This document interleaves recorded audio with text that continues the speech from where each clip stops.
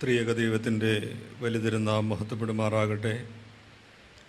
ഏറ്റവും ആദരണീയനായ ജോഷുവ എബ്രഹാച്ചൻ, കർത്താവിൽ അനുഗ്രഹിക്കപ്പെട്ടവരെ, വീണ്ടും ഒരിക്കൽ കൂടി ഈ പരിശുദ്ധ ദേവാലയത്തിൽ നിങ്ങളോടൊപ്പം ആയിരിക്കാൻ തക്കവണ്ണം സർവശക്തനായ ദൈവം നൽകിയ കൃപകൾക്ക് ദൈവത്തിന് സ്തുതി അർപ്പിക്കുകയാണ്. ഇന്നത്തെ അല്പസമയത്തെ ധ്യാന ചിന്ത ആരംഭിക്കുന്നതിന് മുമ്പ് നമ്മെ തന്നെ ഒന്നുകൂടി ദൈവസന്നിധിയിൽ പൂർണ്ണമായി നമുക്ക് സമർപ്പിക്കാം. നമ്മുടെ കണ്ണുകളെ അടച്ച് ഹൃദയത്തിൽ ദൈവസന്നിധിയിലേക്ക് പകർന്നുകൊണ്ട് ഈ സന്ധ്യയിൽ അല്പസമയമായിരിക്കാൻ തക്കവണ്ണം നമുക്ക് ദൈവത്തോട് അപേക്ഷിക്കാം. കാരുണ്യവാനായ ദൈവമേ, അനുഗ്രഹിക്കപ്പെട്ട ഈ സന്ധ്യയ്ക്കായിട്ട് ഞങ്ങൾ നിന്നെ സ്തുതിക്കുന്നു.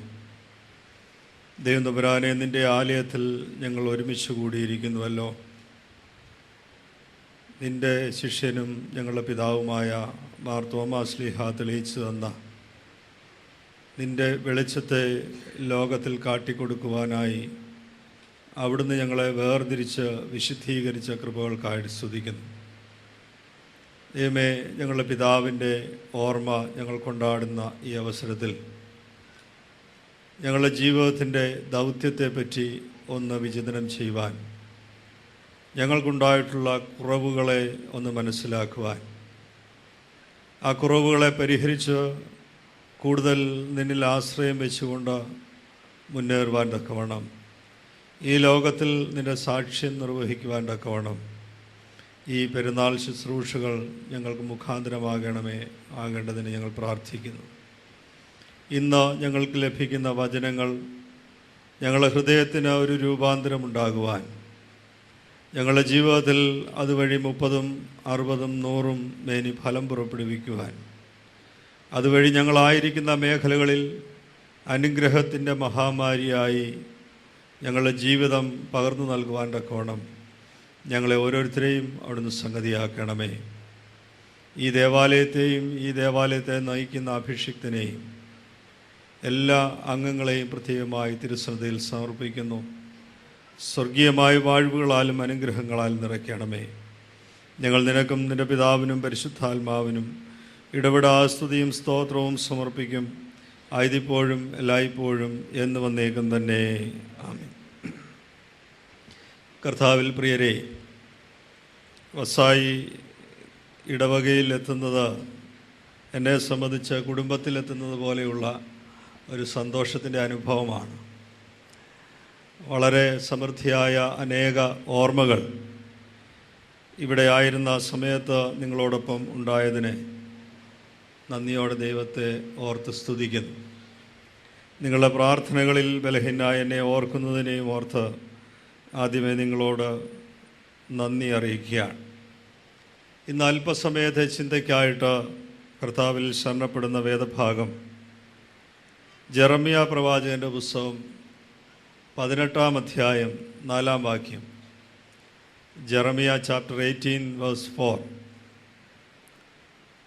പ്രവാചകൻ ഇപ്രകാരം അരുളിച്ചെയ്യുന്നു: കുശവൻ കളിമണ്ണ് കൊണ്ടുണ്ടാക്കിയ പാത്രം അവൻ്റെ കയ്യിൽ ചീത്തയായിപ്പോയി. എന്നാൽ കുശവൻ അതിനെ തനിക്ക് തോന്നിയതുപോലെ മറ്റൊരു പാത്രമാക്കി തീർത്തു. കുശവൻ കളിമണ്ണ് കൊണ്ടുണ്ടാക്കിയ പാത്രം അവൻ്റെ കയ്യിൽ ചീത്തയായിപ്പോയി. എന്നാൽ കുശവൻ അതിനെ തനിക്ക് തോന്നിയതുപോലെ മറ്റൊരു പാത്രമാക്കി തീർത്തു. The vessel he was making of clay was spoiled in the potter's hand, and he reworked it into another vessel, as it seems good to the potter to do. ഇരമ്യ പ്രവാചകനെ പറ്റി നമ്മൾ പഠിക്കുമ്പോൾ, ഇരമ്യ പ്രവാചകൻ്റെ പ്രവചനം പ്രധാനമായിട്ടും തെക്കേ രാജ്യമായ യഹൂദിയയുടെ ഒടുവിലത്തെ 40 വർഷത്തെ ചരിത്രവുമായി ബന്ധപ്പെട്ട് ഇരിക്കുന്ന പ്രവചനങ്ങളാണ്. പ്രത്യേകിച്ച് ബാബിലോണ്യർ യഹൂദയെ ആക്രമിക്കുകയും യെരൂശലേം നശിപ്പിക്കുകയും ചെയ്തതിന് ശേഷം ഇതെല്ലാം സാക്ഷ്യം വഹിച്ച ഒരു പ്രവാചകനാണ് യിരെമ്യാവ്. ഈ ബാബിലോണ്യ പ്രവാസം ഉണ്ടാകുന്നതിന് മുമ്പ് തന്നെ യിരെമ്യാവ് പ്രവചനം ആരംഭിച്ചു. യിരെമ്യാവ് പ്രവാചകനെ പറ്റി പറയുന്നത് വീപ്പിംഗ് പ്രോഫറ്റ് എന്നാണ്, കരയുന്ന പ്രവാചകൻ. യിരെമ്യാവ് പ്രവാചകനെ പറ്റി നമ്മൾ കൂടുതൽ പഠിക്കുമ്പോൾ അദ്ദേഹം ഒരു പുരോഹിതൻ്റെ മകനായിരുന്നു എന്ന് കാണാം. അപ്പോൾ പുരോഹിത വർഗത്തിൽപ്പെട്ട യിരെമ്യാവ് അന്നത്തെ ജനസമൂഹം മുഴുവൻ യഹോവയായ ദൈവത്തിൽ നിന്ന് തെറ്റി മറ്റൊരു മാർഗത്തിൽ കൂടി ചരിച്ചപ്പോൾ, ജനസമൂഹം എന്ന് പറയുമ്പോൾ പുരോഹിത വർഗം ഉൾപ്പെടെ എല്ലാവരും യഹോവയായ ദൈവത്തിൻ്റെ പാത വിട്ട് അന്യദൈവങ്ങളുടെ പിന്നാലെ പരക്കം പാഞ്ഞപ്പോൾ യിരെമ്യാവ് വളരെ ശക്തമായ പ്രവചനം നടത്തുന്നുണ്ട്. എന്നാൽ യിരെമ്യാവ് പ്രവചനം നടത്തുമ്പോൾ അദ്ദേഹത്തിൻ്റെ പ്രവചനം കേൾക്കുവാനായിട്ട് ആർക്കും താല്പര്യമില്ലായിരുന്നു. കാരണം അവരുടെ സുഖസമൃദ്ധിയിൽ അവർ സന്തോഷിച്ച് ഇരിക്കുന്ന കാലഘട്ടത്തിൽ നിങ്ങളതെല്ലാം വിട്ടുപിരിഞ്ഞ് വീണ്ടും കരച്ചിലോടും വിലാപത്തോടും കൂടി വരണം എന്നുള്ള വചനങ്ങൾ ആർക്കും സന്തോഷം നൽകുന്നതല്ല.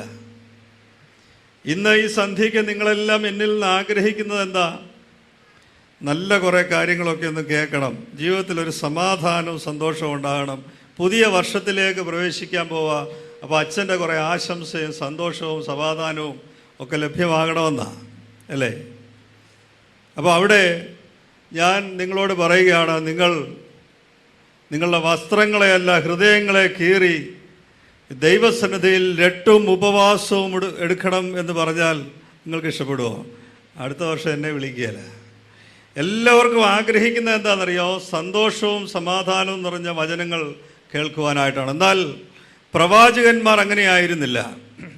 പ്രവാചകന്മാർ ദൈവത്തിൻ്റെ വചനത്തെ വളരെ വ്യക്തമായും ശക്തമായും തൻ്റെ ജനത്തോട് വിവരിച്ചു പറഞ്ഞപ്പോൾ ആ ജനം പ്രവാചകന്മാരെ നിരസിച്ചു. ഇവിടെ ഈ കരയുന്ന പ്രവാചകനായ യിരെമ്യാവിൻ്റെ ജീവിതത്തിലും നാം നോക്കുമ്പോൾ തൻ്റെ സ്വന്തം ജനം, തൻ്റെ കുടുംബാംഗങ്ങൾ പോലും തന്നെ വെറുത്തതായി കാണാം.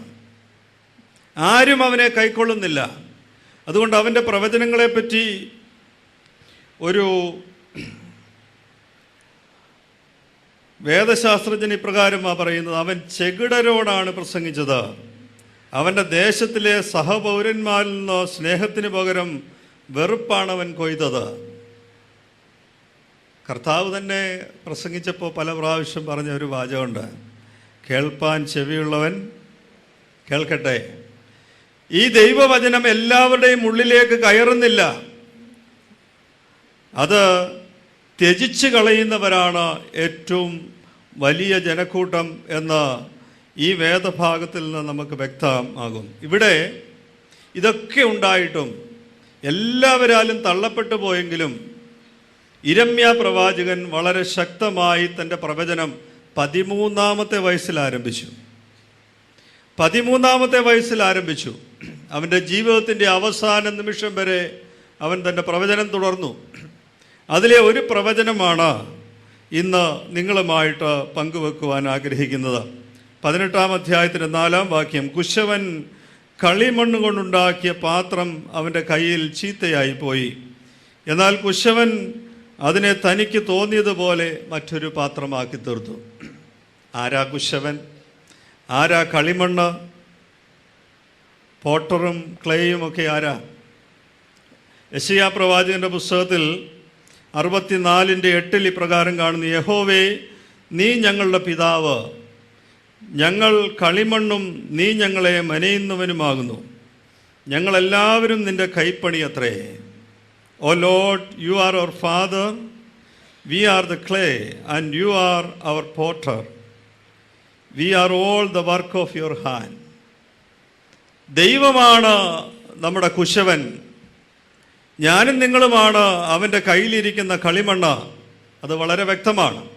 ഉൽപ്പത്തി പുസ്തകത്തിൽ എൻ്റെ ആദ്യ ഭാഗം നാം പരിശോധിക്കുമ്പോൾ 2-ാം അധ്യായത്തിൻ്റെ 7-ാം വാക്യത്തിൽ യഹോവയായ ദൈവം നിലത്തെ പൊടി കൊണ്ട് മനുഷ്യനെ നിർമ്മിച്ചിട്ട് അവൻ്റെ മൂക്കിൽ ജീവശ്വാസമൂതി മനുഷ്യൻ ജീവനുള്ള ദേഹിയായി തീർന്നു എന്ന് അവിടെ കാണുന്നുണ്ട്. അപ്പം നമ്മെ മെനഞ്ഞുണ്ടാക്കിയതാരാ? യഹോവയായ ദൈവമാണ്. നമ്മെ എങ്ങനെയാണ് ഉണ്ടാക്കിയത്? നിലത്തെ മണ്ണിൽ നിന്നാണ് ഉണ്ടാക്കിയത്. അപ്പോൾ കുശവൻ്റെ കയ്യിലെ കളിമണ്ണാണ് ഞാനും നിങ്ങളും എന്ന് ഈ വേദഭാഗം വളരെ വ്യക്തമായിട്ട് പ്രതിപാദിക്കുന്നുണ്ട്. അപ്പോൾ ഈ കുശവൻ്റെ കയ്യിലിരിക്കുന്ന കളിമണ്ണ് അത് ചീത്തയായിപ്പോയി എന്നാണ് ഇത് ആദ്യ ഭാഗം പറയുന്നത്. അപ്പോൾ എന്താ പ്രശ്നം? കുശവൻ്റെ കുഴപ്പമാണോ കളിമണ്ണിൻ്റെ പ്രശ്നമാണോ? കുശവന് തെറ്റുപറ്റാൻ സാധ്യതയുണ്ടോ? മിണ്ടുന്നില്ലല്ലോ, ഉറക്കമൊന്നും അല്ലല്ലോ. തെറ്റുപറ്റാൻ സാധ്യതയുണ്ടോ? കുശവൻ ദൈവത്തിന് തെറ്റുപറ്റാൻ സാധ്യതയുണ്ടോ? ഇല്ല, ഒരു സാധ്യതയില്ല. പിന്നെ അപ്പോൾ എന്തായിരിക്കും പ്രശ്നം? കളിമണ്ണിൻ്റെ പ്രശ്നമായിരിക്കാം. പക്ഷേ വീണ്ടും എനിക്കൊരു സംശയം. ഈ കുശവൻ അല്പം മൂളയുള്ള ആളാണെങ്കിൽ കൊള്ളാവുന്ന മണ്ണല്ലേ എടുക്കൂ കുഴയ്ക്കാൻ? കുശവൻ എന്ന് പറഞ്ഞാൽ പോട്ടർ. അദ്ദേഹം ഒരു പാത്രം ഉണ്ടാക്കാനായിട്ട് ചുമ്മാതെ എവിടെയെങ്കിലും കിടക്കുന്ന മണ്ണെടുക്കുമോ? മിണ്ടുന്നില്ലല്ലോ. ഇന്ന് പോകണ്ടേ? എനിക്കും വീട്ടിൽ പോകണം. കൊള്ളാവുന്ന മണ്ണല്ലേ എടുക്കൂ അല്ലേ? അല്ലെങ്കിൽ കുശവൻ എന്തോ പ്രശ്നമുണ്ടെന്നാ. ഞാൻ ഈ വേദഭാഗം എടുത്തപ്പം മുതൽ എൻ്റെ ഒരു വലിയ പ്രശ്നം അതായിരുന്നു. ഇത് പറഞ്ഞു കഴിഞ്ഞാൽ നിങ്ങൾ എന്ത് ചിന്തിക്കും? ഇപ്പം ദൈവത്തിൻ്റെ കുഴപ്പമാണോ എൻ്റെ കുഴപ്പമാണോ? അപ്പോൾ കുശവൻ നല്ല മണ്ണ എടുക്കാൻ സാധ്യതയുള്ളൂ. പിന്നെന്താ പ്രശ്നം? അവൻ്റെ കയ്യിലിരുന്നിട്ട് ഇത് ചീത്തയായിപ്പോയോ? അപ്പോൾ കുശവൻ്റെ കൈക്ക് എന്തെങ്കിലും പ്രശ്നമുണ്ടോ? ആകപ്പാടെ ഒരു കൺഫ്യൂഷനായി അല്ലേ? അതാണ് ഞങ്ങളുടെ വിജയം. അപ്പോൾ കുശവൻ്റെ പ്രശ്നമല്ല. പക്ഷേ ഇവിടെ എന്താണ് ഇവിടെ സംഭവിച്ചത് എന്നുള്ളത് ഒരല്പം തിയോളജിയുണ്ട് അതിനതിൽ. ഉൽപ്പത്തി പുസ്തകം തന്നെ നമ്മൾ വായിക്കുമ്പോൾ കുറച്ചുകൂടെ പുറകിൽ 2-ാം അധ്യായം മുമ്പേ വായിച്ചു 1-ാം അധ്യായം നമ്മൾ എടുക്കുമ്പോൾ 26-27 വാക്യങ്ങൾ. അനന്തരം ദൈവം നാം നമ്മുടെ സ്വരൂപത്തിൽ നമ്മുടെ സാദൃശ്യപ്രകാരം മനുഷ്യനെ ഉണ്ടാക്കുക, അവർ സമുദ്രത്തിലുള്ള മത്സ്യത്തിന്മേലും ആകാശത്തിലുള്ള പറവജാതിന്മേലും മൃഗങ്ങളിന്മേലും സർവഭൂമിയിന്മേലും ഭൂമിയിൽ ഇഴയുന്ന എല്ലാ ഇഴജാതിന്മേലും വാഴട്ടെ എന്ന് കൽപ്പിച്ചു. അപ്പോൾ എന്താ തീരുമാനമെടുത്തേ? അനന്തരം ദൈവം നാം നമ്മുടെ സ്വരൂപത്തിൽ നമ്മുടെ സാദൃശ്യത്തിൽ മനുഷ്യനെ ഉണ്ടാക്കാം എന്ന് തീരുമാനിച്ചു അല്ലേ? Let us make man in our own image and likeness. ദൈവത്തിൻ്റെ സ്വരൂപത്തിലും സാദൃശ്യത്തിലും മനുഷ്യനെ സൃഷ്ടിക്കാനായിട്ട് ദൈവം തീരുമാനിച്ചു. എന്നിട്ട് അതിൻ്റെ ബാക്കി വായിക്കണം. ഇങ്ങനെ ദൈവം തൻ്റെ സ്വരൂപത്തിൽ മനുഷ്യനെ സൃഷ്ടിച്ചു. വീണ്ടും പറയുന്നു, ദൈവത്തിൻ്റെ സ്വരൂപത്തിൽ അവനെ സൃഷ്ടിച്ചു, ആണും പെണ്ണുമായി അവനെ സൃഷ്ടിച്ചു. അത് തമ്മിലൊരു വ്യത്യാസമില്ലേ? ആദ്യം പറഞ്ഞു തൻ്റെ സ്വരൂപത്തിലും സാദൃശ്യത്തിലും മനുഷ്യനെ സൃഷ്ടിക്കാൻ ദൈവം തീരുമാനമെടുത്തു. എന്നിട്ട് എങ്ങനെ സൃഷ്ടിച്ചു? തൻ്റെ സ്വരൂപത്തിൽ മനുഷ്യനെ സൃഷ്ടിച്ചു. സാദൃശ്യം എവിടെ പോയി? സാദൃശ്യം ഉണ്ടോ അവിടെ? ഇല്ല. എന്താ ഈ സ്വരൂപവും സാദൃശ്യവും തമ്മിലുള്ള വ്യത്യാസം? Image and likeness. എന്താ വ്യത്യാസം? നമ്മുടെ ഈ നാട്ടിലൊക്കെ പോകുമ്പോൾ, എന്തിനാ നാട്ടിൽ പോകുന്നത്? ഇവിടെ നമ്മുടെ ഈ മുറ്റത്തൊരു മാവ് നിൽപ്പില്ലേ? മാവ്, മൂവാണ്ടൻ മാവ് അല്ലേ? ഇപ്പോഴും നല്ല രീതിയിൽ കായ്ക്കുന്ന മാവ്. ഈ മാങ്ങ നല്ല മധുരമുള്ള മാങ്ങ. ഈ മാവിൻ്റെ മാങ്ങ നല്ല മധുരമുള്ള മാങ്ങയാണ്. ആ മാവിൻ്റെ ചുവട്ടിൽ മാങ്ങാണ്ടി വീണിട്ട് ഒരു മാവിൻ്റെ തൈ ഉണ്ടായി എന്ന് വിചാരിക്കുക.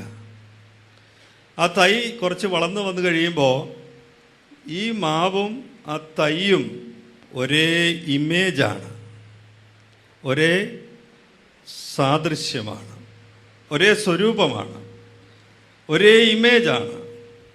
എന്നാൽ ആ തൈ സാദൃശ്യത്തിലേക്ക്, ലൈക്ക്നെസ്സിലേക്ക് വളരണമെങ്കിൽ എന്ത് സംഭവിക്കണമെന്നറിയാമോ?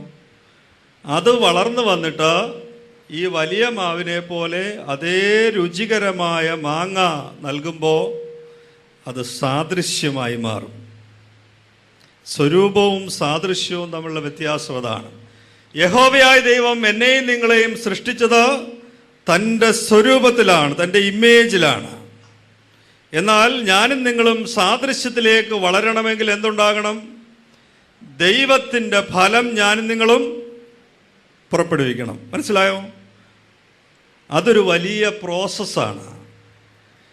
വിശുദ്ധ മാമോദീസായിൽ കൂടി ദൈവത്തിൻ്റെ ഇമേജിലേക്ക് ഞാനും നിങ്ങളും വന്നു. അത് സാദൃശ്യത്തിലേക്ക് വളരുവാനായിട്ടുള്ള ജീവിതയാത്രയിലാണ് ഞാനും നിങ്ങളും. അവിടെ നോമ്പനുഷ്ഠാനങ്ങളുണ്ട്, പ്രാർത്ഥനകളുണ്ട്, ഉപവാസങ്ങളുണ്ട്, ആരാധനകളുണ്ട്, കൂദാശകളുണ്ട്. ഇതെല്ലാം നമ്മെ ലൈക്ക്നെസ്സിലേക്ക്, അതിന് തിയോളജിക്കൽ പറയുന്ന വാക്ക് ഡെയിഫിക്കേഷൻ, തെയോസിസ് എന്നൊക്കെ പറയും. തെയോസിസ്, ദൈവീകരണം. സ്വരൂപത്തിൽ നിന്ന് സാദൃശ്യത്തിലേക്കുള്ള വളർച്ചയാണ് ദൈവീകരണത്തിൻ്റെ പ്രോസസ്സിൽ ഉണ്ടാകുന്നത്. അപ്പം ഞാനും നിങ്ങളും ഇവിടെ ഇരുന്നു കൊണ്ട് പെരുന്നാൾ ആഘോഷിക്കുന്നതോ അല്ലെങ്കിൽ ഈ ആരാധനയിൽ സംബന്ധിക്കുന്നതോ ഒക്കെ സ്വരൂപത്തിൽ നിന്ന് സാദൃശ്യത്തിലേക്കുള്ള വളർച്ചയ്ക്ക് വേണ്ടിയാണ്. മനസ്സിലായോ? അപ്പോൾ അവിടെ ഈ സ്വരൂപത്തിൽ നിന്ന് സാദൃശ്യത്തിലേക്കുള്ള വളർച്ചയ്ക്കിടയിലാണ് പലപ്പോഴും നമുക്കെന്ത് സംഭവിക്കുന്നത്? ഈ ക്ലേയ്ക്ക് കുഴപ്പമുണ്ടാകും, ഈ കളിമണ്ണിന് കുഴപ്പങ്ങളുണ്ടാകും. അപ്പോൾ യജമാനൻ ആഗ്രഹിച്ച രീതിയിലുള്ള പാത്രമായിട്ട് ഇത് പലപ്പോഴും ആയിത്തീരുന്നില്ല. ഇതാ പ്രശ്നം. ഇവൻ എന്നെയും നിങ്ങളെ സൃഷ്ടിച്ചപ്പോൾ നമ്മളെപ്പറ്റി ഒരു ആഗ്രഹം ഉണ്ടായിരുന്നു. പക്ഷേ ആ ആഗ്രഹം അനുസരിച്ച് പാത്രമായി വളരുവാനായിട്ട് നമുക്ക് കഴിയാതെ പോകുന്നു. ഇതാണ് യഥാർത്ഥത്തിൽ സംഭവിക്കുന്ന പ്രശ്നം. അതുകൊണ്ട് ദൈവം ആഗ്രഹിക്കുന്ന തരത്തിലുള്ള പാത്രമായി തീരുവാൻ എനിക്ക് കഴിയുന്നുണ്ടോ?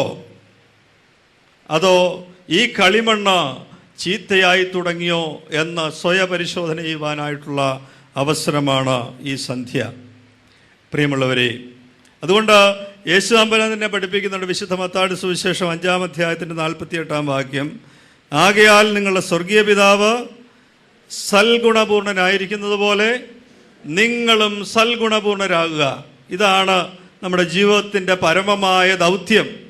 പിതാവിൻ്റെ അതേ ഫലം എൻ്റെയും നിങ്ങളുടെയും ജീവിതത്തിൽ ഉണ്ടാകുകയാണെങ്കിൽ ആത്മാവിൻ്റെ ഫലമോ സ്നേഹം, സന്തോഷം, സമാധാനം, ദീർഘക്ഷമ, ദയ, പരോപകാരം, വിശ്വസ്തത, സൗമ്യത, ഇന്ദ്രിയജയം, ഗലാത്യ ലേഖനം 5:22.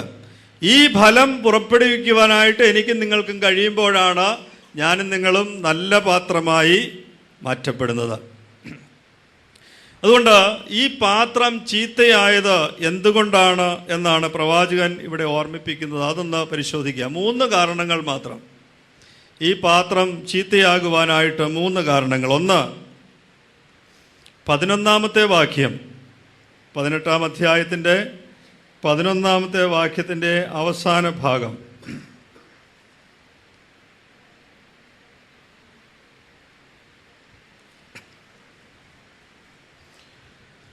നിങ്ങൾ ഓരോരുത്തരും താൻ്റെ ദുർമാർഗം വിട്ടുതിരിഞ്ഞ് നിങ്ങളുടെ നടപ്പും പ്രവർത്തികളും നന്നാക്കണം. പാത്രം മോശമാകാനായിട്ടുള്ള 1-ാമത്തെ കാരണം പ്രവാചകൻ പറയുന്നു, നിങ്ങളുടെ വഴികളും പ്രവർത്തികളും ദുഷിച്ചിരിക്കുകയാണ്. അതുകൊണ്ടാണ് പ്രശ്നം. Your ways and deeds become evil. നിങ്ങളുടെ വഴികളും പ്രവർത്തികളും ദുഷിച്ചിരിക്കുന്നു. സങ്കീർത്തനക്കാരൻ സങ്കീർത്തനം ആരംഭിക്കുമ്പോൾ ഭാഗ്യവാനായ മനുഷ്യനെ പറ്റി പറഞ്ഞു തുടങ്ങുകയാണ്. എന്താ ഭാഗ്യവാനായ മനുഷ്യൻ? ആരാണ് ഭാഗ്യവാൻ? ദുഷ്ടന്മാരുടെ ആലോചന പ്രകാരം നടക്കാതെയും പാപികളുടെ വഴിയിൽ നിൽക്കാതെയും പരിഹാസികളുടെ ഇരിപ്പിടത്തിൽ ഇരിക്കാതെയും യഹോവയുടെ ന്യായപ്രമാണത്തിൽ സന്തോഷിച്ച് അവൻ്റെ ന്യായപ്രമാണത്തെ രാപ്പകൽ ധ്യാനിക്കുന്നവൻ ഭാഗ്യവാൻ. ദുഷ്ടന്മാരുടെ ആലോചന പ്രകാരം നടക്കരുത്, പാപികളുടെ വഴിയിൽ നിൽക്കരുത്, പരിഹാസികളുടെ ഇരിപ്പിടത്തിൽ ഇരിക്കരുത്. ഇതെല്ലാം ദുർനടപ്പാണ്. ഇതെല്ലാം ദുർനടപ്പാണ്. നമ്മൾ മറ്റുള്ളവരെ പരിഹസിക്കുവാൻ ഇഷ്ടപ്പെടുന്നവരാണോ, കൈയൊന്നും പോക്കണ്ട, ആണോ അല്ലയോ എന്നൊന്ന് ചിന്തിക്കണം. നമുക്കൊരു പ്രത്യേക സന്തോഷം ലഭിക്കുന്നുണ്ടോ എന്ന് ചിന്തിക്കണം. ചിലർക്ക് തമാശ പറയുന്നത് വേറെ, ഈ ചിലരെ പരിഹസിച്ച് പറഞ്ഞ് അവർക്കൊരു വേദന ഉണ്ടാകുമ്പോൾ ലഭിക്കുന്ന ഒരു സന്തോഷം ചിലർക്കുണ്ട്. ഒരു പ്രത്യേക സുഖമാണ്.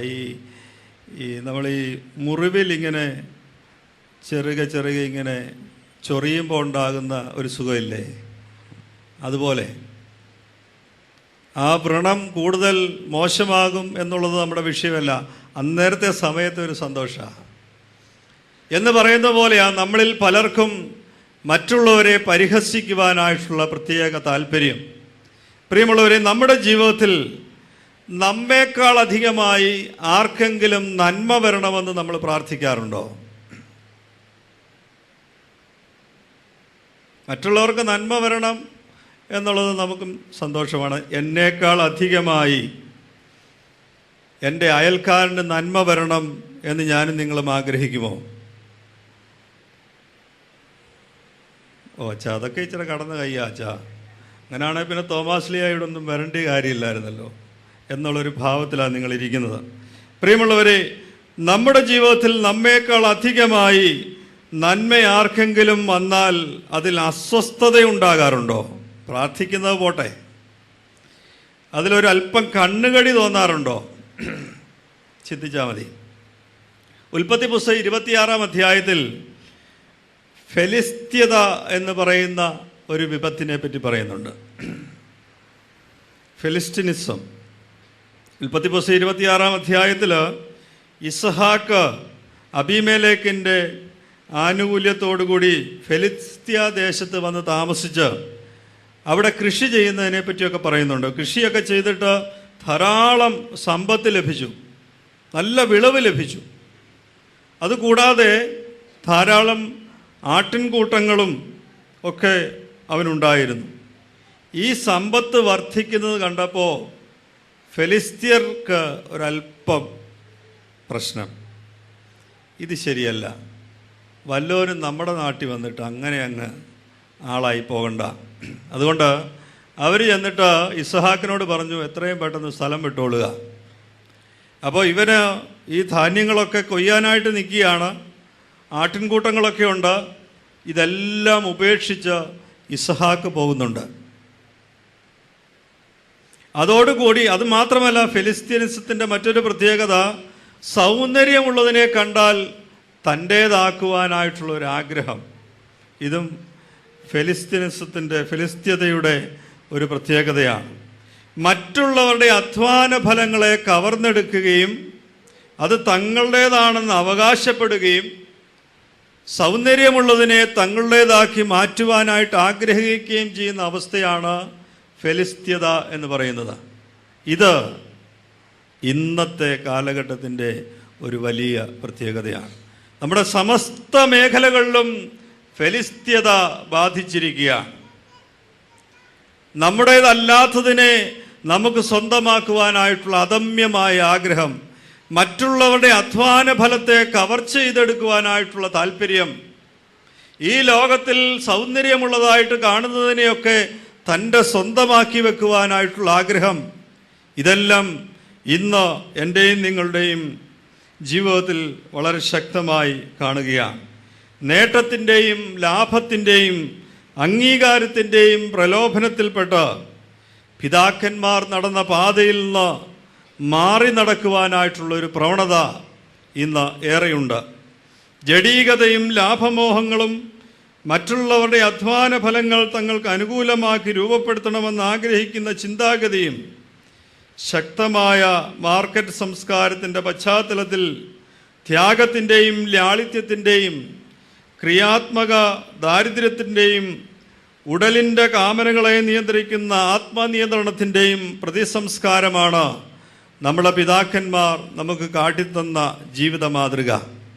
ഓരോ പെരുന്നാളുകളും നമ്മുടെ പൂർവ്വകാലത്തെ പിതാക്കന്മാരുടെ ആധ്യാത്മികതയുടെ ഓർമ്മ പുതുക്കലായി മാറണം എന്ന് പിതാക്കന്മാർ തന്നെ പഠിപ്പിക്കുന്നുണ്ട്.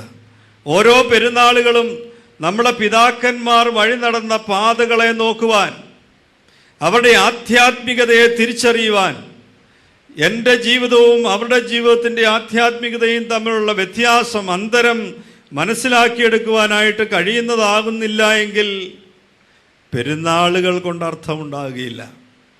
പെരുന്നാളുകൾ ഇങ്ങനെ ഓരോ വർഷവും കഴിഞ്ഞു പോകും. പക്ഷേ നിന്റെ ജീവിതത്തിൻ്റെ ഒരു അണുവിട രൂപാന്തരം നിന്റെ ജീവിതത്തിൽ ഉണ്ടാക്കുവാൻ ഈ പെരുന്നാളാഘോഷം ഇടയാക്കുന്നില്ല എങ്കിൽ ഇതുകൊണ്ട് യാതൊരു അർത്ഥവുമില്ല എന്ന് നാം തിരിച്ചറിയുക. പ്രിയമുള്ളവരെ, ഈ ദൈവത്തിൻ്റെ വഴിയിൽ നിന്ന് ഞാനും നിങ്ങൾ എപ്പോഴാണ് മാറിപ്പോകുന്നതെന്നറിയാമോ? ദൈവ സാന്നിധ്യത്തെ പറ്റിയുള്ള ബോധ്യമില്ല എന്നതുകൊണ്ടാണ്. ദൈവം കൂടെയുണ്ട് എന്നുള്ള ചിന്ത പലപ്പോഴും നമുക്കില്ലാതെ പോകുന്നുണ്ട്. ദൈവം എപ്പോഴും കൂടെയുണ്ട് എന്ന് നാം ചിന്തിച്ചാൽ പലപ്പോഴും തെറ്റിലേക്ക് പോകുവാനായിട്ട് കഴിയാതെ വരും. നമുക്ക് വിശുദ്ധ വേദപുസ്തകത്തിൽ ഉൽപ്പത്തി പുസ്തകം 39-ാം അധ്യായത്തിൽ ഒരു യുവാവിനെ പറ്റിയുള്ള പരാമർശമുണ്ട്. ജോസഫ് എന്ന് പറയുന്ന ആ യുവാവ് ഫറവോൻ്റെ ഒരു പ്രധാനപ്പെട്ട ഭൃത്യനായിരുന്ന പൊത്തീഫറിൻ്റെ ഭവനത്തിൽ താമസിച്ചപ്പോൾ പൊത്തീഫറിൻ്റെ ഭാര്യയ്ക്ക് ജോസഫിനോടൊരു താല്പര്യം തോന്നി. ആ സമയത്ത് ജോസഫിൻ്റെ പ്രതികരണം എന്തായിരുന്നു? ഉൽപ്പത്തി പുസ്തകം 39:9, ഞാൻ ഈ മഹാദോഷം പ്രവർത്തിച്ച് ദൈവത്തോട് പാപം ചെയ്യുന്നത് എങ്ങനെ? എന്നിട്ട് ആ വേദഭാഗത്തിൽ, നമ്മൾ ആ വേദഭാഗം സമയമില്ലാത്തതുകൊണ്ട് ഞാൻ വായിക്കുന്നില്ല, നിങ്ങളൊന്ന് വായിക്കണം. 39-ാം അധ്യായം. അതിൽ പല ഭാഗത്ത് പറയുന്നുണ്ട്, അവിടെയെല്ലാം യഹോവ അവനോട് കൂടെയുണ്ടായിരുന്നു. യഹോവ കൂടെയുണ്ടായിരുന്ന മനുഷ്യനായിരുന്നു ജോസഫ്. അതുകൊണ്ട് ജീവിതത്തിലുണ്ടായ പ്രലോഭനങ്ങളിൽ തകർന്നു പോകാതെ അവൻ ശക്തമായി അവൻ പറയുകയാണ്, ഞാൻ യഹോവയ്ക്കെതിരെ എങ്ങനെയാ പാപം ചെയ്യുന്നത്? ഈ ബോധ്യമില്ലായ്മയാണ് പ്രിയമുള്ളവരെ എൻ്റെയും നിങ്ങളുടെയും വഴിതെറ്റുവാനായിട്ടുള്ള പ്രധാന കാരണം. യഹോവ കൂടെയുണ്ട് എന്നുള്ള ബോധ്യമില്ല. പത്രോസ് ശ്ലീഹായുടെ 1-ാം ലേഖനം 1-ാം അധ്യായത്തിൻ്റെ 14-ാം വാക്യം, 1 പത്രോസ് 1:14, പണ്ട് നിങ്ങളുടെ അജ്ഞാനകാലത്തുണ്ടായിരുന്ന മോഹങ്ങളെ മാതൃകയാക്കാതെ നിങ്ങളെ വിളിച്ച വിശുദ്ധനൊത്തവണ്ണം അനുസരണമുള്ള മക്കളായി എല്ലാ നടപ്പിലും വിശുദ്ധരാകുക. പ്രിയമുള്ളവരെ, നമ്മെ വിളിച്ചവൻ്റെ വിശ്വസ്തനായിട്ട് അനുസരണമുള്ള മക്കളായി നിങ്ങൾ വിശുദ്ധരായി നടക്കണം എന്ന് ഓർമ്മിപ്പിക്കുകയാണ്.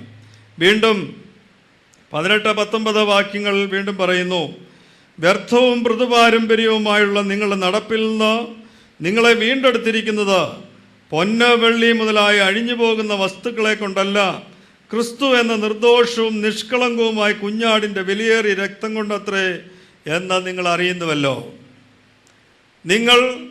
നിങ്ങളുടെ ദുർമാർഗത്തെ വിട്ട് നിങ്ങളെ നേരായ വഴിയിലേക്ക് കൊണ്ടുവന്നത് ക്രിസ്തുവിൻ്റെ നിർദോഷവും നിഷ്കളങ്കവുമായ രക്തം കൊണ്ടാണ് എന്നുള്ള തിരിച്ചറിവ് എനിക്കും നിങ്ങൾക്കും പലപ്പോഴും ഇല്ലാതെ പോവുകയാണ്. വീണ്ടും പത്രോസ് ശ്ലീഹ ഓർമ്മിപ്പിക്കുന്ന 2-ാം അധ്യായത്തിൽ 9 മുതലുള്ള വാക്യങ്ങൾ, നിങ്ങളോ അന്ധകാരത്തിൽ നിന്ന് തൻ്റെ അത്ഭുത പ്രകാശത്തിലേക്ക് നിങ്ങളെ വിളിച്ചവൻ്റെ സൽഗുണങ്ങളെ ഘോഷിപ്പാൻ തക്കവണ്ണം തിരഞ്ഞെടുക്കപ്പെട്ട ജാതിയും രാജകീയ പുരോഹിതവർഗവും വിശുദ്ധ വംശവും സ്വന്തജനവുമാകുന്നു. പ്രിയമുള്ളവരെ, പ്രവാസികളും പരദേശികളുമായി നിങ്ങളുടെ ആത്മാവിനോട് പോരാടുന്ന ജഡമോഹങ്ങളെ വിട്ടകന്ന് ജാതികൾ നിങ്ങളെ ദുഷ്പ്രവർത്തിക്കാരെന്ന് ദുഷിക്കുന്തോറും നിങ്ങളുടെ നല്ല പ്രവൃത്തികളെ കണ്ടറിഞ്ഞ് സന്ദർശന ദിവസത്തിൽ ദൈവത്തെ മഹത്വപ്പെടുത്തേണ്ടതിന് അവരുടെ ഇടയിൽ നിങ്ങളുടെ നടപ്പ് നന്നായിരിക്കണം എന്ന് ഞാൻ പ്രബോധിപ്പിക്കുന്നു.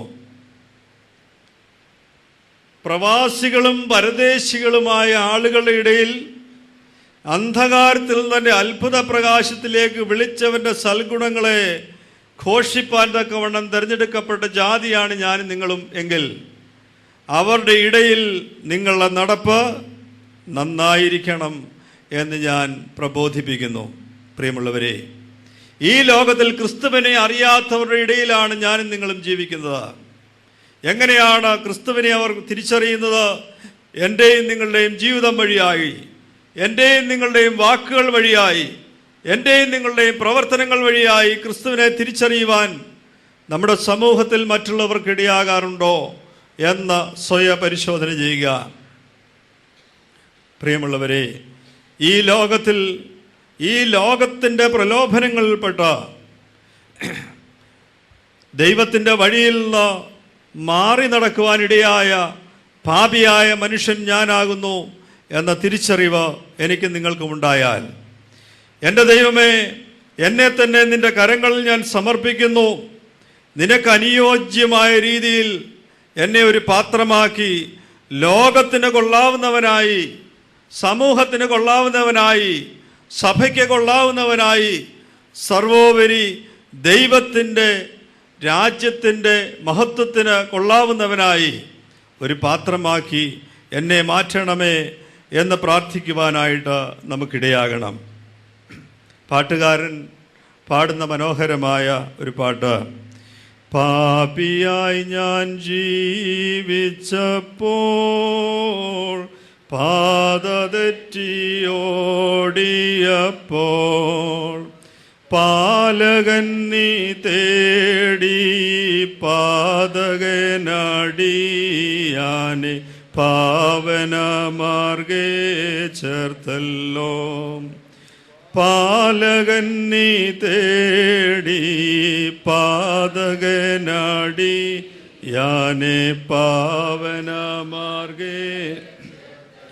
പ്രിയമുള്ളവരെ, കുശവൻ്റെ കയ്യിലിരുന്ന കളിമണ്ണാകുന്ന ഞാനും നിങ്ങളും ദൈവത്തിൻ്റെ മാർഗത്തിൽ ഞാൻ തന്നെ വഴിയും സത്യവും ജീവനുമാകുന്നു എന്ന് പഠിപ്പിച്ച ക്രിസ്തുവിൻ്റെ മാർഗത്തിൽ നിന്ന് വ്യതിചലിച്ച അവൻ്റെ സ്വരൂപത്തിൽ നിന്ന് സാദൃശ്യത്തിലേക്കുള്ള യാത്രയിൽ അവൻ്റെ മാർഗത്തെ വിറ്റ് ഞാനും നിങ്ങളും തെറ്റായ വഴിയിൽ കൂടി നടന്നതുകൊണ്ട് ഈ കളിമണ്ണ് ചീത്തയായിപ്പോയി എന്നുള്ള തിരിച്ചറിവ് നമുക്കുണ്ടാകട്ടെ. രണ്ടാമതായി, ഈ കളിമണ്ണ് ചീത്തയാകുവാനായിട്ടുള്ള കാരണം അവിടെ 18-ാം അധ്യായത്തിൽ അതിൻ്റെ 12-ാമത്തെ വാക്യം,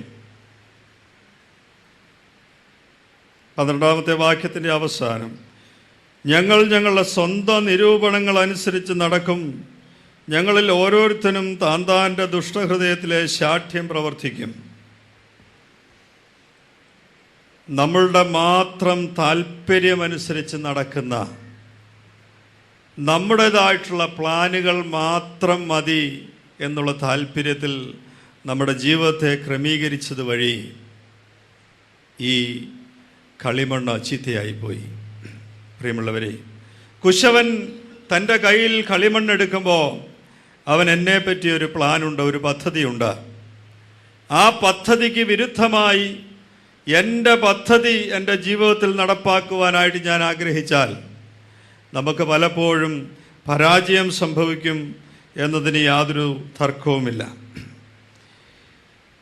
നമ്മുടെ പദ്ധതിയാണോ ദൈവിക പദ്ധതിയാണോ നമ്മുടെ ജീവിതത്തിലുള്ളത് എന്നുള്ളത് എങ്ങനെയാണ് തിരിച്ചറിയാൻ കഴിയുന്നത്? നമുക്ക് നമ്മുടെ ജീവിതത്തിൽ എന്തെങ്കിലും കാര്യത്തെപ്പറ്റി ഒരു തൃപ്തിയുണ്ടോ? തൃപ്തി എന്ന് പറഞ്ഞാൽ എന്തോന്ന് മനസ്സിലായോ? അങ്ങനെ ഒരു വാക്കൊന്നും ഇപ്പോൾ അധികം പറഞ്ഞു കേൾക്കാറില്ല. തൃപ്തിയായി എന്ന് പറയുന്നത് ഇപ്പോൾ ഒരു നെഗറ്റീവ് വാക്കായിട്ടാണ് ചിലപ്പം പറയുന്നത്. ശരിക്കും മനസ്സ് തുറന്നിട്ട് ഞാൻ ചെയ്യുന്ന പ്രവൃത്തി, അല്ലെങ്കിൽ ഞാൻ ഉണ്ടാക്കിയ ഭക്ഷണം, അല്ലെങ്കിൽ ഞാൻ കഴിക്കുന്ന ഭക്ഷണം, അല്ലെങ്കിൽ ഞാൻ ചെയ്യുന്ന ജോലി, ഇത് തൃപ്തിയാണ്, അല്ലെ എൻ്റെ ജീവിതം തൃപ്തിയുള്ളതാണ് എന്ന് പറയുവാൻ നമുക്ക് കഴിയുന്നുണ്ടോ? നമ്മൾ പഠിക്കുന്ന പഠനം തൃപ്തികരമാണ് എന്ന് ആരെങ്കിലും പറയുന്നുണ്ടോ? ടീച്ചർ പറയുന്നുണ്ടോ? പേരൻസ് പറയുന്നുണ്ടോ? നമ്മുടെ കൂട്ടുകാർ പറയുന്നുണ്ടോ? പോട്ട് നമുക്ക് പറയാൻ പറ്റുന്നുണ്ടോ? അവിടെയാണ് പ്രശ്നം. ഒന്നിനും ഒരു തൃപ്തിയില്ല. ഞാൻ എനിക്ക് ഏറ്റവും വലിയ സങ്കടം എന്താണെന്നറിയോ?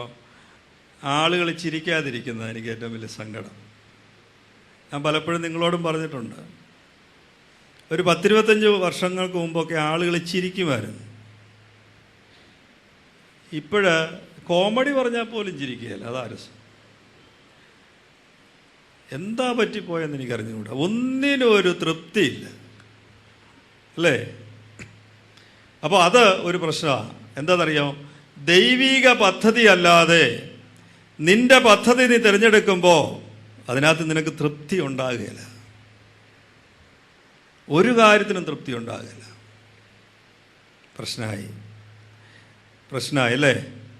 കുറേ കാര്യങ്ങളെങ്കിലും ഇനി തൃപ്തി ഉണ്ടാകണം നമ്മുടെ ജീവിതത്തിൽ. നമ്മുടെ അധ്വാനങ്ങൾക്ക്, നമുക്ക് ലഭിക്കുന്ന അവസരങ്ങൾക്ക്, നമുക്ക് ലഭിക്കുന്ന പ്രതിഫലങ്ങൾക്ക് നമുക്ക് തൃപ്തി ഉണ്ടാകുന്നുണ്ടോ എന്ന് ചിന്തിക്കുക. പ്രിയമുള്ളവരെ, എന്താ ക്രിസ്തുവിന് നമ്മെപ്പറ്റിയുള്ള സ്വപ്നം? പൊതുവായിട്ടൊരു സ്വപ്നമുണ്ട് ക്രിസ്തുവിന്, കേട്ടോ. ഓരോ മനുഷ്യനെ പറ്റിയും ക്രിസ്തുവിനൊരു സ്വപ്നമുണ്ട്. അത് പൗലോസ്ലീഹ പറയുന്നുണ്ട്. 1 തെസ്സലോനിയൻസ് ചാപ്റ്റർ 5 വേഴ്സ് 16-18 നമുക്കെല്ലാം സുപരിചിതമായ വാക്യമാണ്. Rejoice always, pray without ceasing, give thanks in all circumstances, for this is the will of God in Christ Jesus for you. എപ്പോഴും സന്തോഷിപ്പിൻ, ഇടവിടാതെ പ്രാർത്ഥിപ്പിൻ, എല്ലാറ്റിലും സ്തോത്രം ചെയ്യുവിൻ. ഇതല്ലോ നിങ്ങളെക്കുറിച്ച് ക്രിസ്തുവേശുവിൽ ദൈവേഷ്ടം. എല്ലാ മനുഷ്യനിൽ നിന്നും ദൈവം ആഗ്രഹിക്കുന്നത് എന്താണെന്നറിയോ? ചിരിക്കുന്ന മുഖമാണ്. അതാ ഞാൻ മുമ്പേ പറഞ്ഞത്, ചിരിക്കുന്ന മുഖമാണ്. നിങ്ങളൊന്ന് ആലോചിച്ച്, നിങ്ങളുടെ അടുത്ത് ഒരാൾ വരുമ്പോൾ ഗൗരവമായ മുഖത്തോടു കൂടി വന്നാൽ നിങ്ങൾ എത്രയും പെട്ടെന്ന് ആളിനെ അവോയ്ഡ് ചെയ്യാൻ ശ്രമിക്കൂ, അല്ലേ? ഒരു പ്രാവശ്യം പറ്റിപ്പോയി അടുത്ത പ്രാവശ്യം ആൾ ദൂരെ നിന്ന് വരുന്ന കാണുമ്പോഴേ നമ്മൾ സൈഡ് മാറിപ്പോവും. അതേസമയം നമ്മളോട് ചിരിച്ചുകൊണ്ട് സംസാരിക്കുന്ന ഒരാളെ കണ്ടാലോ, ഓ, നിങ്ങൾക്കൊരു വികാരമില്ല, ഒന്നും പറയുന്നില്ല, ഒരനക്കമില്ല, തണുത്തുപോയോ? അതല്ലേ നമുക്ക് സന്തോഷം, അല്ലേ? ചിരിക്കുന്ന മുഖം. അപ്പം ദൈവം, യേശു ക്രിസ്തു ആഗ്രഹിക്കുന്ന ഇതാ, എപ്പോഴും സന്തോഷിക്കുന്നവരായിരിക്കണം. എൻ്റെ അച്ഛാ, ഇത് നടക്കുന്ന കാര്യമാണോ? എങ്ങനെ സന്തോഷിക്കാനാ? ജീവിതത്തിൽ മുഴുവൻ പ്രശ്നങ്ങളേ ഉള്ളൂ, അല്ലേ? ടെൻഷനില്ലാത്തൊരു സമയമുണ്ടോ നമ്മുടെ ജീവിതത്തിൽ? ഇപ്പം ഇവിടെ ഇരിക്കുമ്പോഴും നിങ്ങളുടെ മനസ്സിൽ ഈ അച്ഛൻ എപ്പം തീർത്തിട്ട് പോകാനാ, ഇനി ചെന്നിട്ട് വേണം ചപ്പാത്തി കുഴച്ച് ഉണ്ടാക്കി, അല്ലേ? നാളെ രാവിലെ ജോലിക്ക് പോകണം പിള്ളേർ, ആ പിള്ളേർക്ക് ഇപ്പോൾ അവധിയാണ്. എന്തെല്ലാം കാര്യങ്ങളാണ്. അച്ഛൻ ഇവിടെ നിന്ന് പറഞ്ഞിട്ട് അങ്ങ് പോയാൽ മതി, അല്ലേ? എന്തെല്ലാം ടെൻഷൻ. അപ്പോഴാ അച്ഛൻ പറഞ്ഞു എപ്പോഴും സന്തോഷിക്കണം. എങ്ങനെ സന്തോഷിക്കാനാ?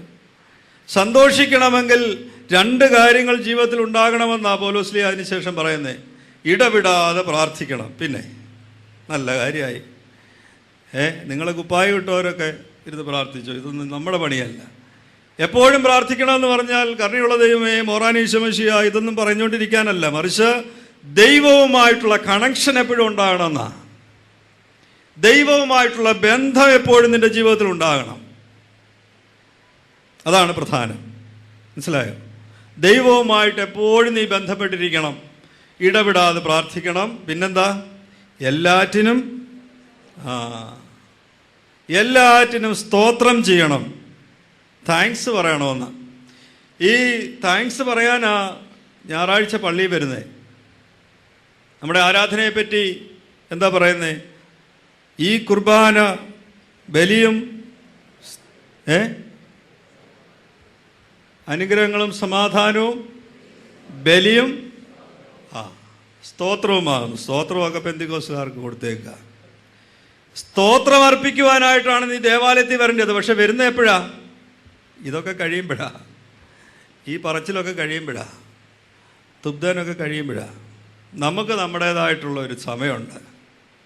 പ്രിയമുള്ളവരെ, എല്ലാറ്റിലും സ്തോത്രം ചെയ്യുവാനായിട്ട് നിന്റെ ജീവിതത്തിൽ കഴിഞ്ഞാൽ, നിന്റെ ജീവിതത്തിൽ നിനക്ക് ലഭിക്കുന്ന അവസരങ്ങളെ ഓർത്ത്, നിനക്ക് ലഭിച്ചിരിക്കുന്ന നന്മകളെ ഓർത്ത്, നിനക്ക് ലഭിച്ചിരിക്കുന്ന പ്രതികൂലതകളെ ഓർത്ത്, നിനക്ക് ലഭിച്ചിരിക്കുന്ന രോഗങ്ങളെ ഓർത്ത് നിനക്ക് സ്തോത്രം പറയാൻ പറ്റുമോ?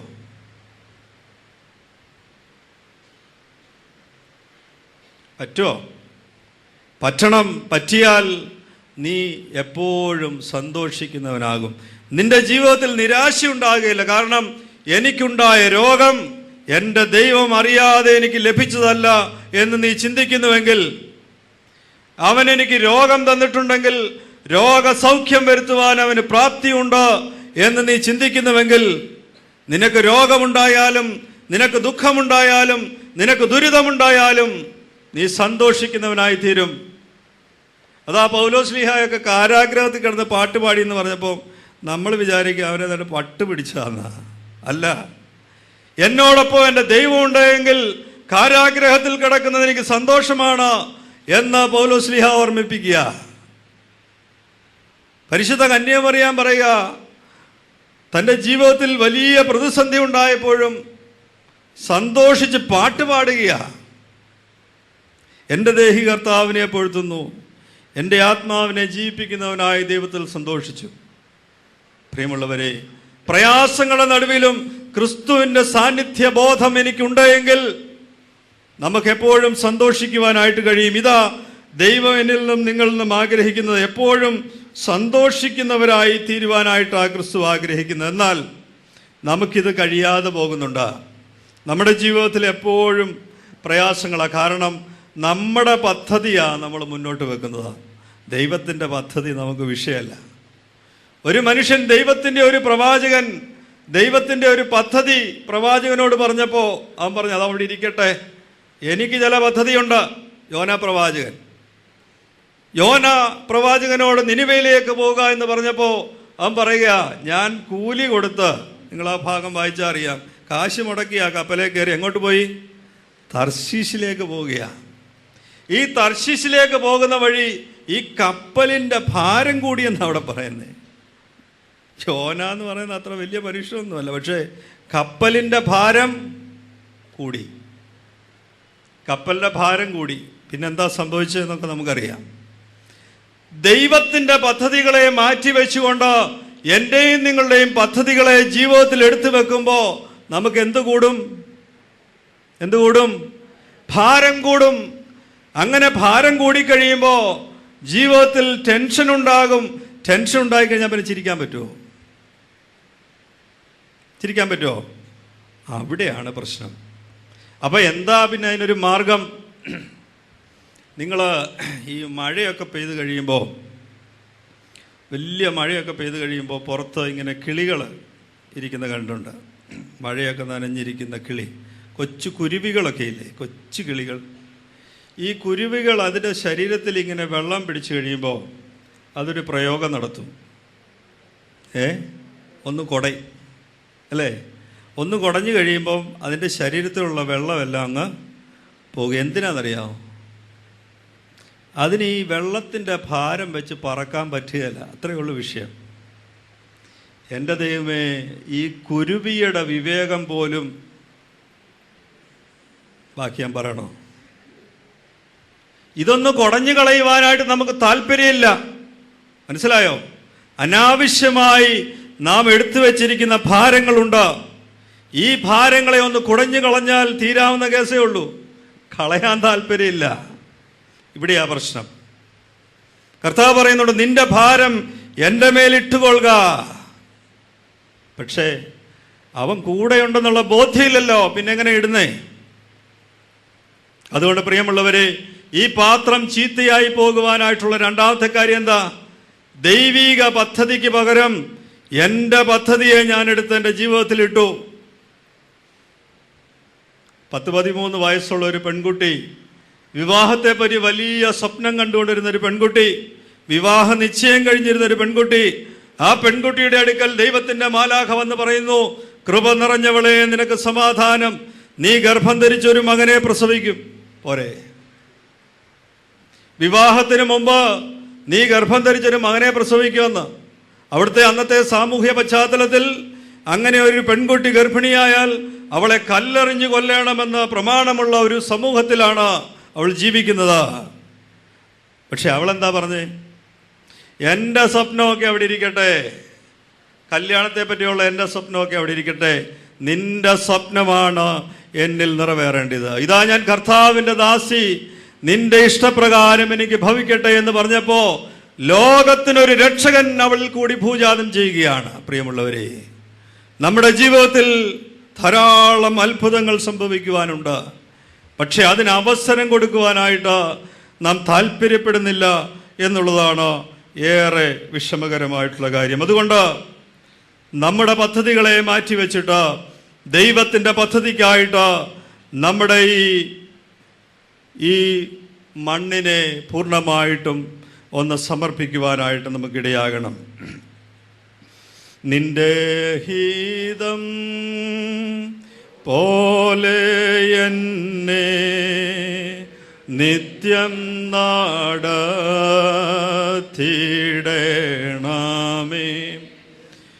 എൻ്റെ ഹീതം പോലെയല്ലേ എൻ പിതാവേ എന്നെ ഹോവേ. നിന്റെ ഹീതം പോലെ എന്നെ നിത്യം നടത്തിയിടണം. പഴയ കാലത്തൊക്കെ ഇത് നല്ല ഭംഗിയായിട്ട് വീട്ടുകളിൽ പാടിക്കൊണ്ടിരുന്ന പാട്ടാണ്. ഇപ്പം 2 കാരണങ്ങൾ കൊണ്ട് ഇത് പാടാറില്ല. 1, സമയമില്ല. 2, മനസ്സാക്ഷിയുള്ളവനിത് പാടുവാനായിട്ട് കഴിയുന്നില്ല. ഈ പാട്ട് പാടിയിട്ട് പിന്നെ നമ്മൾ ഈ പറഞ്ഞ പരിപാടിക്ക് പോകാൻ പറ്റുമോ? ഞാൻ സാധാരണ പറയാറുണ്ട്, നമുക്ക് ഈ വീട്ടിൽ പണ്ട് പാടിയ മറ്റൊരു പാട്ടാണ്,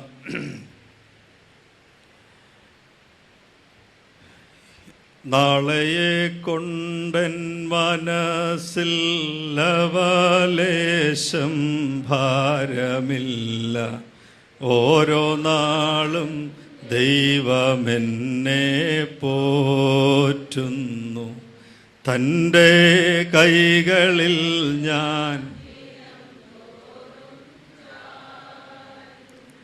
ഈ പാട്ടുകളൊക്കെ അന്യം നിന്ന് പോയില്ലേ? നമ്മുടെ വീടുകളിൽ പാടാറുണ്ടോ? തിരിച്ച് പാടണം.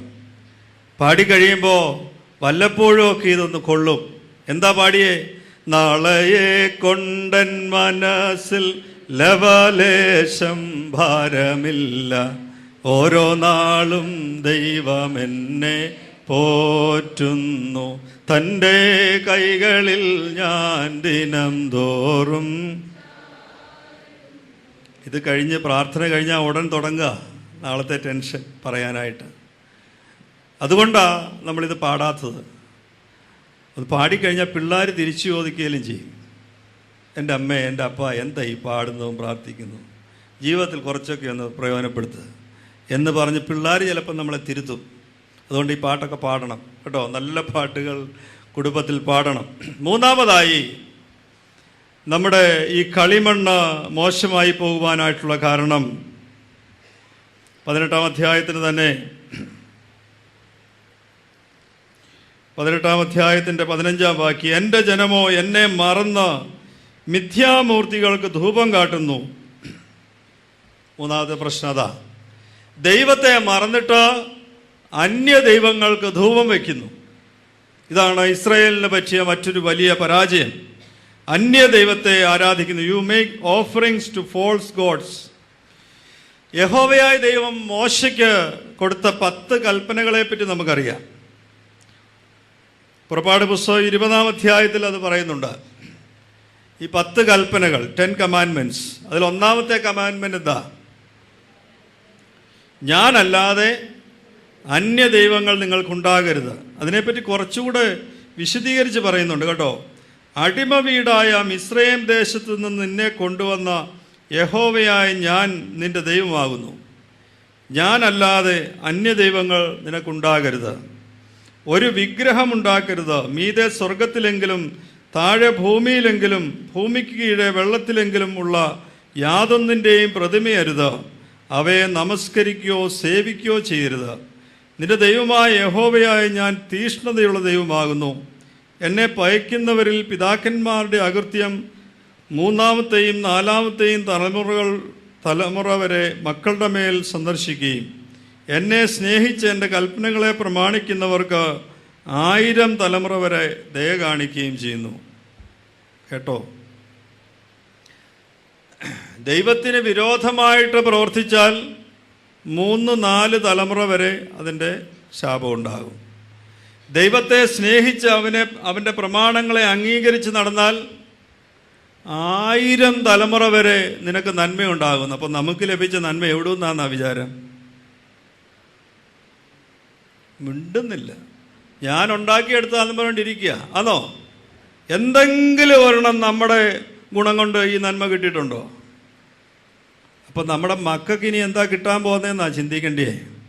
നിന്റെ ജീവിതം വഴിയായി നിന്റെ മക്കൾക്ക് ശാപമാണോ ദൈവാനുഗ്രഹമാണോ ലഭിക്കുവാനായിട്ട് ഉള്ളത് എന്ന് ചിന്തിക്കണം പ്രിയമുള്ളവരെ.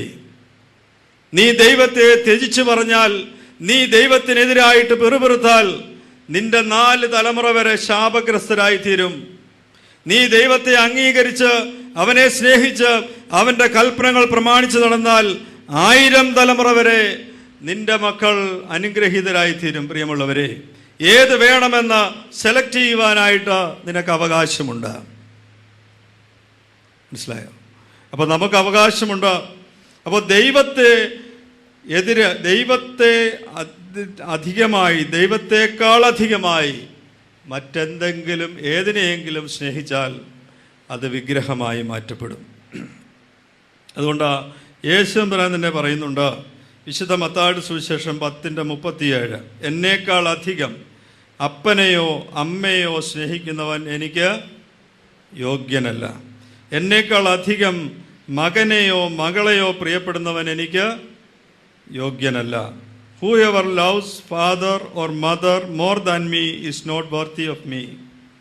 And whoever loves son or daughter more than me is not worthy of me.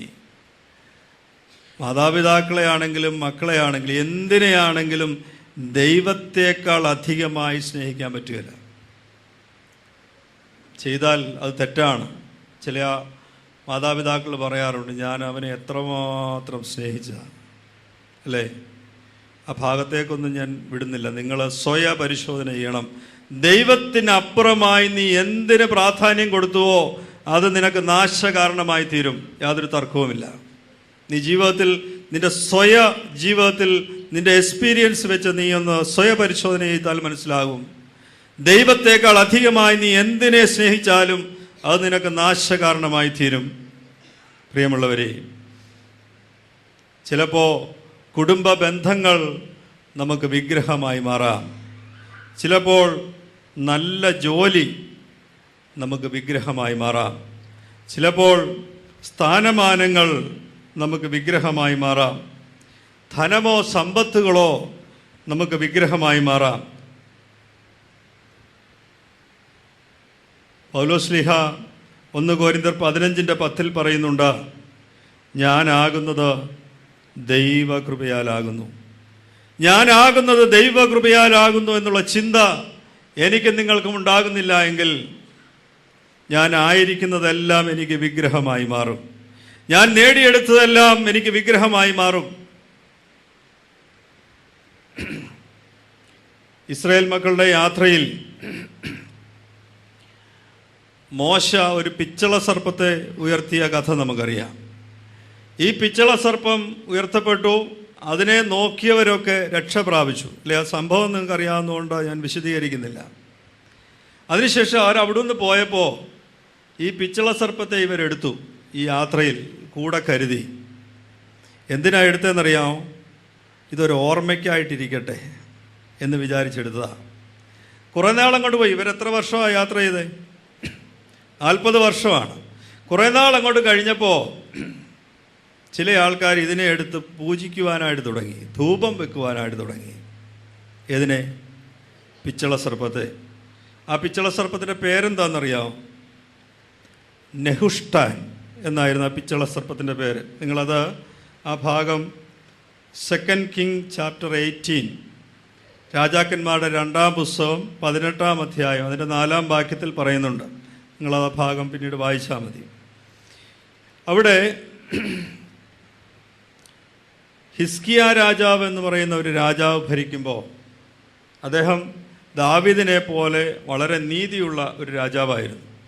അദ്ദേഹം ഭരിച്ചപ്പോൾ ഈ വിഗ്രഹങ്ങളെ എല്ലാം ഉടച്ചു കളഞ്ഞു എന്നവിടെ പറയുന്നുണ്ട്. അവിടെ നെഹിഷ്ടാൻ എന്ന് പറയുന്ന ഈ പിച്ചള സർപ്പത്തെയും തകർത്ത് കളഞ്ഞതായിട്ട് അവിടെ രേഖപ്പെടുത്തിയിട്ടുണ്ട്. അവിടെ ഓർമ്മയ്ക്കായിട്ട് അവർ കൊണ്ടുപോയതാണ്. നല്ല സാധനമായിരുന്നു.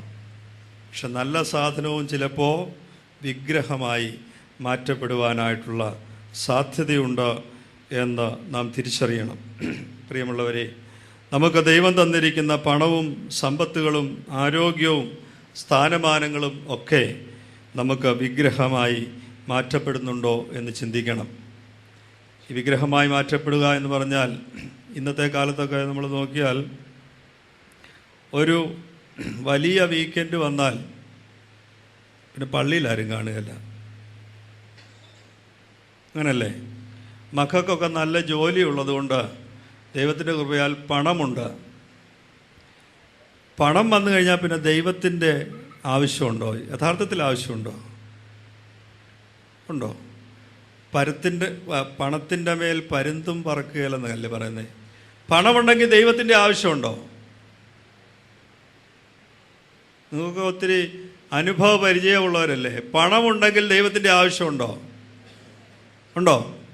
കൊറോണ പഠിപ്പിച്ചോ കുറച്ചൊക്കെ? പണമുണ്ടെങ്കിലും ചില അവസരത്തിൽ നമുക്ക് ഗുണപ്പെടുകയില്ല, അല്ലേ? പക്ഷേ ഈ പണം നമ്മുടെ ആരോഗ്യമുള്ള സമയത്ത് നമ്മുടെ ചിന്ത ദൈവം ഇല്ലെങ്കിലും നമുക്ക് ജീവിക്കാമെന്ന. അപ്പോൾ അതുകൊണ്ട് ആരാധന മുടക്കിയിട്ട് നീ മറ്റു കാര്യങ്ങൾക്ക് പോയാൽ അതെല്ലാം നിനക്ക് വിഗ്രഹമാണ്. ദൈവത്തെക്കാൾ അധികമായി ദൈവത്തിന് നന്ദി അർപ്പിക്കേണ്ട സമയത്ത് ദൈവത്തിന് നന്ദി അർപ്പിക്കുവാനായിട്ട് നമ്മുടെ മക്കളെ പഠിപ്പിച്ചേ പറ്റൂ. നമ്മുടെ പിതാക്കന്മാർ നമ്മെ പള്ളി കൊണ്ടുവന്നുകൊണ്ടാണ് നമ്മളിവിടെ ഇരിക്കുന്നത്. ആണോ അല്ലയോ? അന്നെങ്ങനെ കൊണ്ടുവന്നേ? അടിച്ചൊക്കെ കൊണ്ടുവന്നിട്ടുണ്ട്.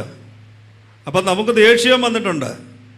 പക്ഷെ ഇപ്പം ഇവിടെ ഇരിപ്പുണ്ട്. അതുകൊണ്ട് നമുക്ക് പിള്ളേരെ പറയാൻ പേടിയാ. കാരണം നമുക്ക് അനുഭവമില്ല. എൻ്റെ ദൈവം എനിക്ക് ആരാണ് എന്നുള്ള ബോധ്യം എനിക്കില്ല എങ്കിൽ എൻ്റെ കുട്ടിയെ അത് പഠിപ്പിക്കുവാനായിട്ട് എനിക്ക് കഴിയുകയില്ല. അവിടെയാണ് നമ്മുടെ പരാജയം. എൻ്റെ ദൈവവും ഞാനുമായിട്ടുള്ള ബന്ധം എന്താണെന്ന് എൻ്റെ കുഞ്ഞിനെ പറഞ്ഞ് പഠിപ്പിക്കുവാനായിട്ടുള്ള കഴിവെനിക്കില്ല. ഇവിടെയാണ് നമ്മുടെ പരാജയം. പ്രിയമുള്ളവരെ, നമുക്കിതെല്ലാം വിഗ്രഹമായി മാറി. ഇന്ന് ഏറ്റവും വലിയ വിഗ്രഹം ഞാൻ കാണുന്നത് എന്താണെന്നറിയാം? കറക്റ്റാ, മൊബൈലാണ്. ഏറ്റവും വലിയ വിഗ്രഹമായി മാറ്റപ്പെട്ടിരിക്കുന്നത് ഇന്ന് സോഷ്യൽ മീഡിയയുടെ ഉപയോഗമാണ്. മണിക്കൂറുകൾ അതിൻ്റെ പിന്നിലിരിക്കുന്നതിന് ഒരു ബുദ്ധിമുട്ടില്ല. പള്ളിയിലെ കുർബാന ഭയങ്കര നീണ്ടതാച്ചാ. ഇതൊന്ന് ഷോർട്ടാക്കാൻ എന്താ മാർഗം? 3, 4, 5 മണിക്കൂർ നമ്മുടെ കുഞ്ഞുങ്ങളിരിക്കും, അല്ലേ? ഏറ്റവും വലിയ സങ്കടകരമായ കാര്യങ്ങൾ പ്രശസ്ത മനഃശാസ്ത്രജ്ഞനായ ഡോക്ടർ ഡേവിഡ് വാൽഷ് അദ്ദേഹം നടത്തിയ ഒരു പഠനം, 10 വർഷം മുമ്പ് നടത്തിയ പഠനം കേട്ടോ, ഇപ്പോഴത്തെ അല്ല. ഇപ്പം കുറച്ചുകൂടെ അത് ഗ്രേഡ് കൂടി കാണും. ആ പഠനമനുസരിച്ച് ഒരാഴ്ചയിൽ ഒരു കുട്ടി 1680 മിനിറ്റ് ടി വി അല്ലെങ്കിൽ മൊബൈൽ അല്ലെങ്കിൽ ഇൻ്റർനെറ്റിൻ്റെ മുന്നിൽ ചിലവിടും. 38 മിനിറ്റാണ് മാതാപിതാക്കളുമായിട്ടുള്ള സമ്പർക്കത്തിൽ വിനിയോഗിക്കുന്നത്. അപ്പോൾ അത് കുറഞ്ഞു കാണും കുറച്ചുകൂടെ. ആഴ്ചയിൽ 30 മണിക്കൂർ സ്കൂളിൽ ചിലവിടുമ്പോൾ 32 മണിക്കൂർ മീഡിയയിൽ ചിലവഴിക്കുന്നു.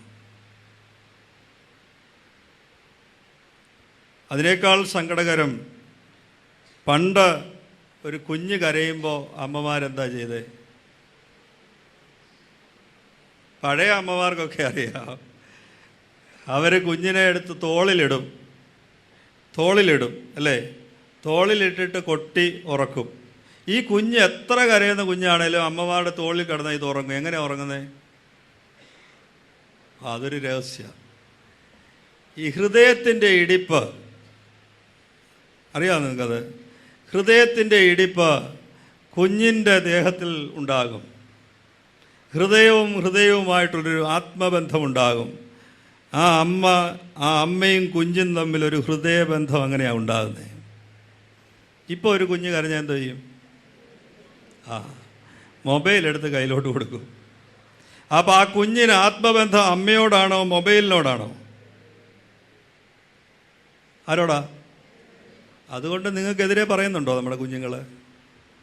നീ പൊടിയെന്നാണ് പറയുന്നത്. എനിക്ക് മൊബൈലാണ് വലുത്. കാരണം എന്നെ ആശ്വസിപ്പിക്കുന്ന ആരാ? മൊബൈലാ. തിരിച്ചറിയണം, വലിയ വലിയ അപകടത്തിലേക്ക് ഞാനും നിങ്ങളും എത്തിച്ചേർന്നിരിക്കുന്നു എന്നുള്ള തിരിച്ചറിവ് ഉണ്ടാകണം. ഇപ്പോൾ നോമോഫോബിയ എന്ന് പറയുന്ന ഒരു സിൻഡ്രം ഉണ്ട്. നോമോഫോബിയ അതെന്താണെന്ന് ചോദിച്ചാൽ, നിങ്ങൾക്കുണ്ടോ ഇല്ലയോ എന്നുള്ളത് വിളിച്ച് പറയാതെ സ്വയം ഒന്ന് ചിന്തിച്ചാൽ മതി. കുറച്ച് സമയം മൊബൈൽ കണ്ടില്ലെങ്കിൽ ഒരു അസ്വസ്ഥത. ചിരിക്കുന്നു. അതവിടെ തന്നെ ഉണ്ടോ?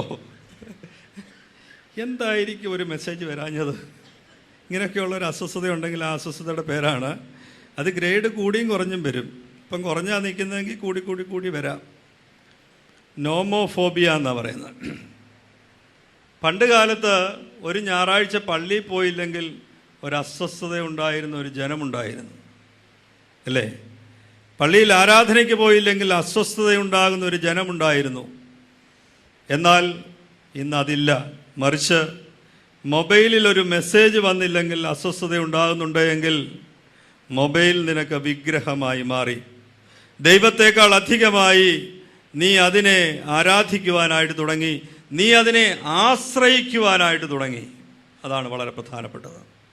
അതുകൊണ്ട് പ്രിയമുള്ളവരെ, ദൈവത്തിൻ്റെ സ്വന്തം ജനമായ ഇസ്രയേൽ ദൈവം വിളിച്ചത് വേർതിരിക്കപ്പെട്ട ജനമാണെങ്കിലും കുശവൻ്റെ കയ്യിലെ കളിമണ്ണായിട്ട് അവനെ ഏൽപ്പിച്ചു കൊടുത്തുവെങ്കിലും ആ ഇസ്രയേൽ ദൈവത്തിൽ നിന്ന് തെറ്റി ഒഴിഞ്ഞു പോയപ്പോൾ ദൈവത്തിൻ്റെ പ്രവാചകനായ ഇരമ്യാവ് വളരെ ശക്തമായ ഭാഷയിൽ അതിന് എതിരെ സംസാരിക്കുന്ന വേദഭാഗമാണ് ഇന്ന് നാം കണ്ട വേദഭാഗം. പ്രിയമുള്ളവരെ,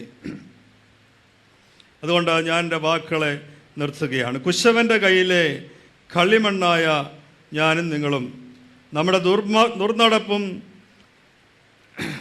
നമ്മുടെ ദുർപ്രവർത്തനങ്ങളും നിമിത്തം ദൈവത്തിൻ്റെ ഇഷ്ടത്തിന് വിധേയപ്പെടാതെ നമ്മുടെ താല്പര്യത്തിന് അനുസൃതമായി നമ്മളെ ജീവിതത്തെ ക്രമീകരിക്കുന്നത് വഴി ദൈവത്തേക്കാൾ അധികമായി മറ്റുള്ളതിനെ സ്നേഹിക്കുകയും സേവിക്കുകയും ചെയ്യുന്നത് വഴി നാം എല്ലാവരും അവൻ്റെ മുമ്പിൽ നിന്ന് ചീത്തയായി പോയി എന്നുള്ള തിരിച്ചറിവ് നമുക്കുണ്ടാകട്ടെ. അവിടെ ഒരു പ്രതീക്ഷ ഈ കുശവൻ പറയുന്നുണ്ട്.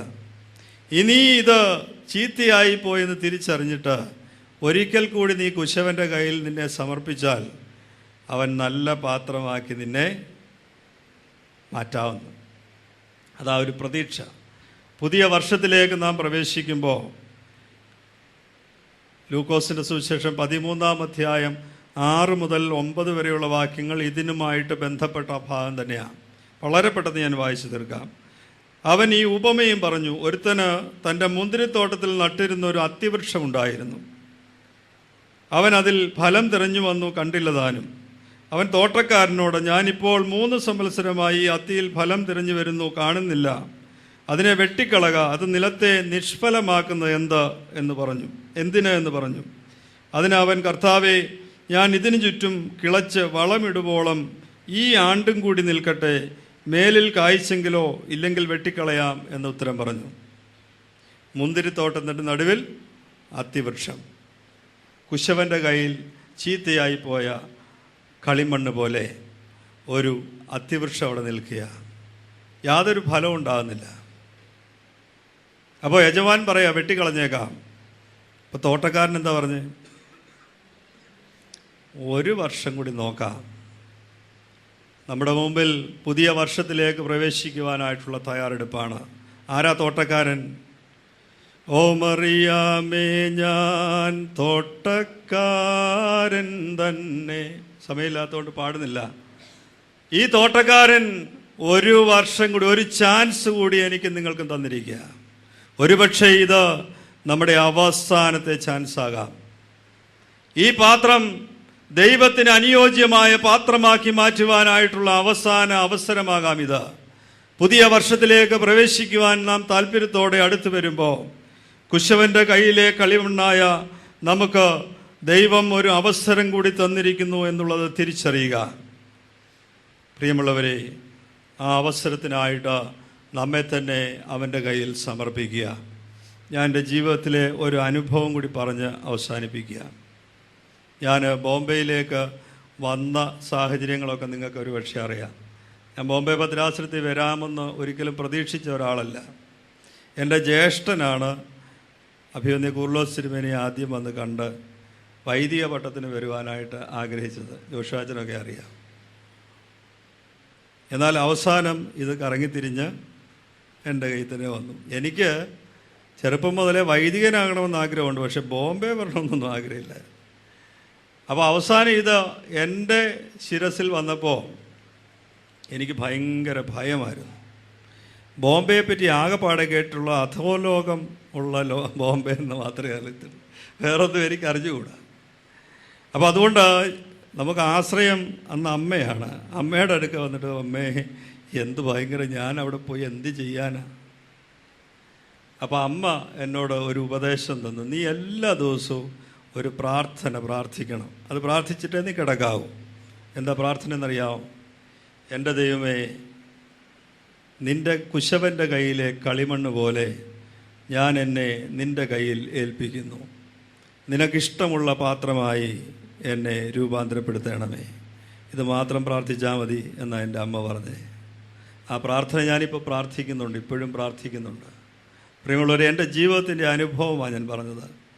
ഞാൻ ഭയപ്പെട്ട് വന്ന ഒരു പ്രദേശത്ത് ദൈവം എന്നെ ഇത്രത്തോളം ഉയർത്തിയത് കുശവൻ്റെ കയ്യിലെ കളിമണ്ണ് പോലെ. എൻ്റെ അമ്മ എനിക്ക് വേണ്ടി പ്രാർത്ഥിക്കുന്നുണ്ട്, നിങ്ങളെല്ലാവരും എനിക്ക് വേണ്ടി പ്രാർത്ഥിക്കുന്നുള്ളതുകൊണ്ടാണ്. അതുകൊണ്ട് ഈ സന്ധ്യയ്ക്ക് നമുക്കെല്ലാവരും ഒരുമിച്ചിരുന്ന ഈ പാട്ട് പാടി ദൈവത്തെ സ്തുതിക്കാം. കുശവൻ്റെ കയ്യിൽ കളിമണ്ണു പോൽ തന്നിടുന്നു എന്നെ തൃക്കരങ്ങളിൽ, മെനഞ്ഞിടണമേ വാർത്തെടുക്കണേ ദിവ്യഹിതം പോലെ ഏഴയാമെന്നെ, മെനഞ്ഞിടണമേ വാർത്തെടുക്കണേ ദിവ്യഹിതം പോലെ ഏഴയാമെന്നെ. നമുക്ക് നമ്മെ തന്നെ ദൈവസന്നിധിയിൽ സമർപ്പിക്കാം.